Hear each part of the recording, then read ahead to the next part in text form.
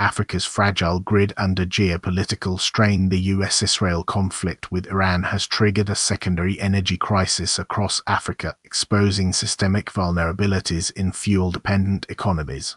The immediate disruption to global oil flows, particularly through the Strait of Hormuz, has cascaded into a severe supply shock for African nations reliant on imported refined petroleum. This is not merely a price spike, but a structural shock, forcing governments from Juba to Port Louis into reactive, stopgap measures like fuel rationing and ethanol blending. The crisis lays bare a critical dependency. Nations like South Sudan, which exports crude, but imports refined products, and Mauritius, facing a mere 21-day fuel stockpile, are now in a precarious balancing act between economic stability and social order.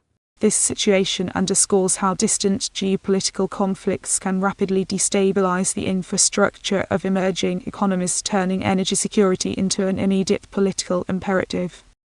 The petrostate paradox. Nations rich in crude oil reserves are paradoxically the most vulnerable to refined fuel shortages, crippling their own power grids. The core vulnerability stems from a continent-wide deficit in refining capacity, forcing oil-producing nations to export crude and re-import expensive refined gasoline and diesel. South Sudan's grid, which generates 96% of its electricity from oil, is now rationing power in Juba despite sitting on some of East Africa's largest reserves. This refinery gap creates a double economic penalty: lost value add from exporting raw materials and exposure to volatile global shipping lanes and premiums. The crisis has escalated from market disruption to a direct threat to state functions, as seen in Ethiopia's command to prioritize fuel for security institutions and key government projects.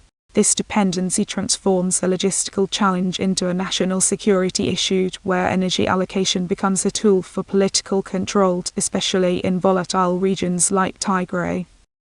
Cascading failures and adaptive responses. The energy shortfall is triggering a domino effect of business paralysis, inflationary spirals, and a forced, inequitable transition to distributed generation. The rationing in Juba, with blackouts from 1600 to 400, exemplifies how grid instability cascades into economic paralysis, disproportionately impacting small businesses and informal vendors. Nicole Mazzarora, a Harare street vendor, embodies the microeconomic shock: static product prices colliding with doubled transport costs, eroding margins to survival levels. This pressure is accelerating a bifurcated energy transition. Those who can afford it, like some Juba residents, are adopting solar power as a costly but reliable alternative, while the majority remain tethered to a failing centralized grid. Simultaneously, governments are deploying fiscal and technical interventions. Zimbabwe's shift to E20 ethanol blend and tax cuts, which are palliative measures that fail to address the underlying refining and diversification deficit, revealing a strategic short-termism.